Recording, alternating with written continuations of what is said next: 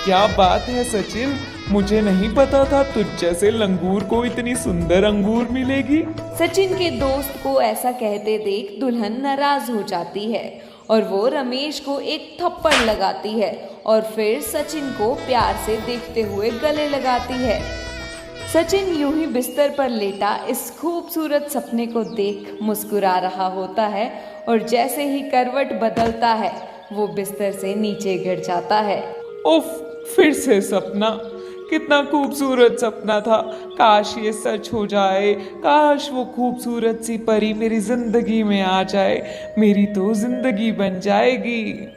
सचिन ये सब सोचकर मुस्कुराने लगता है।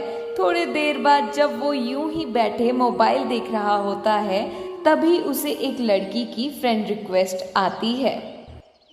अरे ये क्या बात है, आज सुबह सुबह सपना देखा और आज सुबह सुबह ही मुझे फ्रेंड रिक्वेस्ट भी आ गया। कहीं ये वे लड़की ही तो नहीं है जो मुझसे शादी करेगी। हाय कितनी खूबसूरत है ये। हाय सचिन। हाय। मैंने तुम्हारी प्रोफाइल देखी, काफी हैंडसम हो तुम। सच में? हाँ हाँ। तुम भी बहुत खूबसूरत हो सीमा। सचिन और सीमा यूं ही बातें करने लग जाते हैं। सचिन काफी खुश लगने लगा था क्योंकि उसके जीवन में उसे पूर्ण करने वाली जीवन साथी आ गई होती है, जिसे सोच वो मन ही मन मुस्कुराता रहता था। एक दिन वो यूं ही अपने दोस्त रमेश के साथ बाजार घूम रहा होता है। बाजार में वो यूं ही बिना किसी बात के मुस्कुराने लगता है। क्या भाई, क्यों मुस्कुरा रहा है इतना? क्या बात हो गई? कुछ नहीं भाई, कुछ नहीं, बस ऐसे ही। ऐसे ही तो कुछ नहीं हो सकता, जरूर कोई बात है। अपने दोस्त को भी नहीं बताएगा? सचिन? भाई ये समझ ले कि तेरी भाई की जल्दी ही शादी होने वाली है, वो भी लव मैरिज। क्या बात कर रहे हो? कौन है वो बदनसीब लड़की जिसने तुझे पसंद कर लिया? राजकुमारी के जैसे दिखती है, बातें भी बहुत मीठी करती है। कहाँ मिली तुझे ऐसी लड़की? अरे बता ना सचिन, कहाँ मिली? अरे फेसबुक पर। अच्छा, बस बेटा, तब तो तू भाई गया गया। क्या पता वो लड़की फ्रॉड हो। ये फेसबुक, इंटरनेट के प्यार सब झूठे होते हैं, दूर ही रहना चाहिए इन सब से। मैं कहूँ तो प्यार नाम के शब्द से ही दूर रहना चाहिए। कब धोखा मिल जाए कोई नहीं जानता। यार तुझे जिंदगी में एक बार धोखा मिल गया तो इसका मतलब ये तो नहीं कि मुझे भी धोखा मिल जाएगा। सारा मूड खराब कर दिया तूने। सचिन अपने घर की ओर चल देता है। बिस्तर पर बैठ अब भी सीमा के बारे में सोच रहा होता है। पूरा मूड खराब कर दिया इस रमेश ने तो। अभी सीमा से बात कर लेता हूँ, नहीं तो पूरा दिन उदासी छाई रहेगी मेरे चेहरे पर। सचिन सीमा को फोन लगाता है।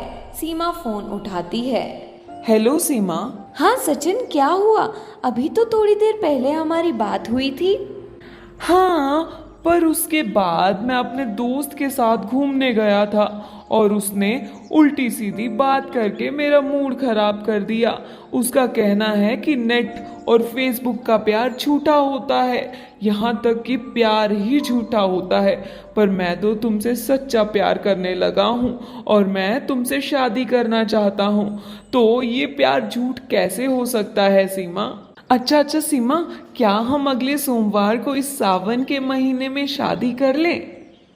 ये सब तो ठीक है सचिन, पर तुम्हें तो पता है ना कि मेरे पापा की तबीयत ठीक नहीं है। फिर भी तुम ऐसी बातें कर रहे हो। मैं शादी नहीं कर सकती तब तक जब तक मेरे पिताजी ठीक नहीं होते, और इलाज के लिए डॉक्टर ने बोला है 5 लाख लगेंगे। तुम्हें तो पता है मेरे घर में सिर्फ मैं ही हूँ जो कमाती हूँ। अब इतनी जल्दी इतने सारे पैसों का इंतज़ाम कैसे होगा? और जब तक पापा का इलाज नहीं हो जाता मैं कोई और जिम्मेदारी लेने को तैयार नहीं हूँ। अगर तुम मेरी मदद कर सकते तो मेरे लिए शादी का निर्णय लेना आसान हो जाता। मुझे लगता कि हाँ, तुम ही हो वो इंसान जो मेरा जिंदगी भर ख्याल रख सकता है और मेरा साथ दे सकता है। सीमा, अगर तुम यही चाहती हो कि मैं तुम्हारी हेल्प करूं, तो मैं तुम्हारी मदद करने के लिए तैयार हूँ।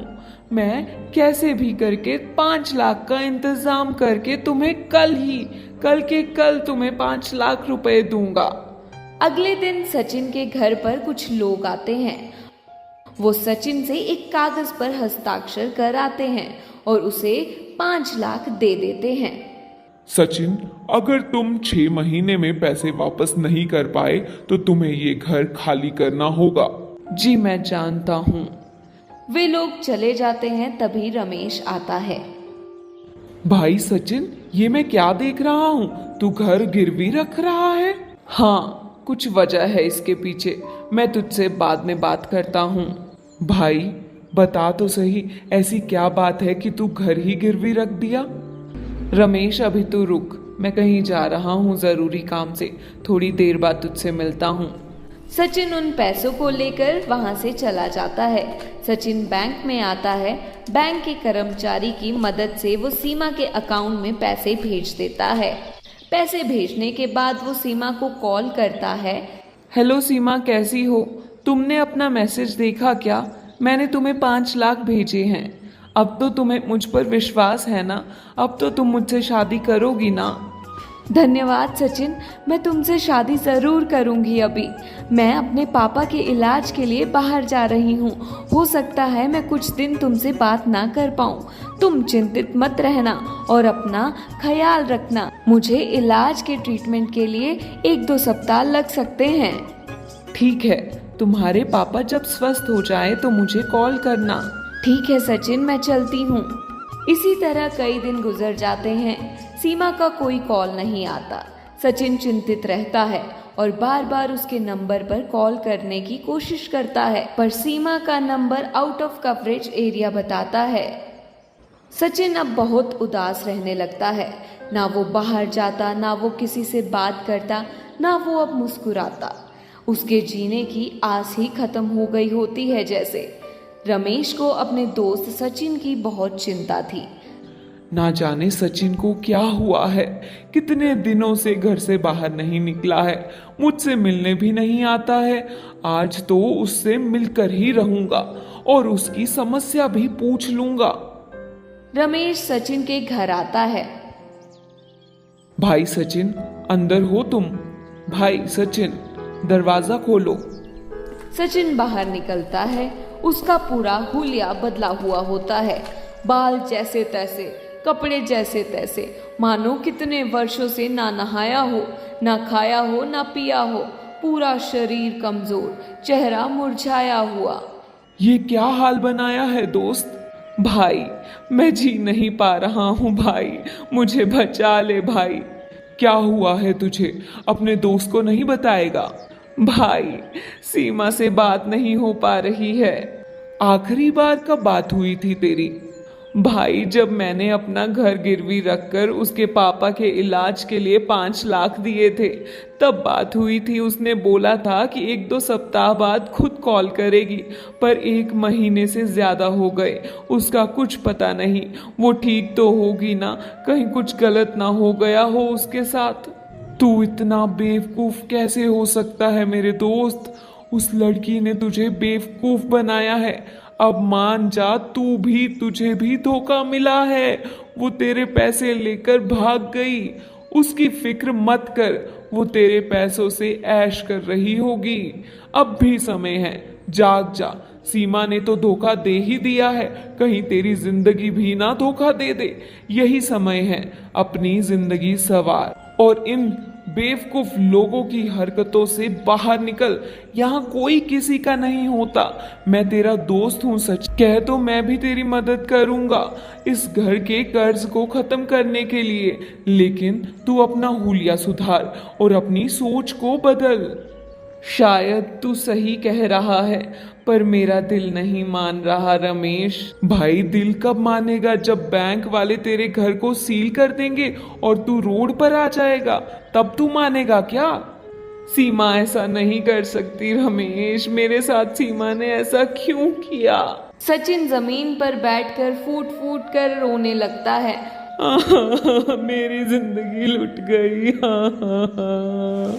वहीं हम सीमा को देखते हैं जो मजे से सचिन के पैसों पर अपने दोस्तों के साथ रेस्टोरेंट में पार्टी कर रही होती है और ऐश की जिंदगी जी रही होती है। दोस्तों, प्रेम परिचय मांगता है, निस्वार्थता मांगता है, निर्णायक क्षमता मांगता है, पर किसी के मीठे शब्दों में उलझकर जब तुम प्रेम में फंसते हो तो ये तुम्हारा जीवन बर्बाद करने के लिए काफ़ी होता है। इसलिए बुद्धि का इस्तेमाल ज़रूर करें। आशा है कि आपको हमारी कहानी पसंद आई होगी। अगर चैनल को सब्सक्राइब अभी तक नहीं किया है तो सब्सक्राइब कर लें और वीडियोस को लाइक कर दें और अपने दोस्तों के बीच हमारी वीडियो को भेज दें।